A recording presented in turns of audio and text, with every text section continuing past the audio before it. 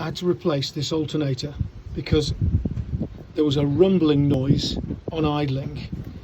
You won't hear it, there's too much wind today, but basically this was rumbling. It's working fine, but rumbling really badly when idling. Disappeared on drive because of the engine noise. I found Crafty Blinders Van Life channel and VW Crafter Auxiliary Belt Tensioner and alternator replacement. Fantastic, could not have done the job without him. But these are just 4 additions to that video channel, because maybe he's got more experience than me, and there were 4 things that nearly got me stuck that I don't want anyone else to get stuck. And by the way, you get a free diagram of how the auxiliary belt works.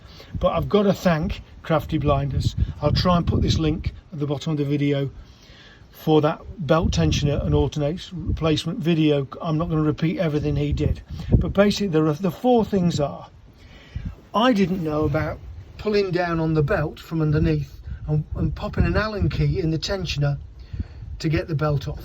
He didn't mention that because probably everybody knows, but those of us who aren't that experienced didn't. So just pull down on the belt, you can see lit up there, pop an Allen key in, and the belt, auxiliary belt, pops off really easy. The other thing is, I couldn't get this electrical connector off the alternator. It's very straightforward. You just press there and you see the pin move back, but I couldn't do it in situ.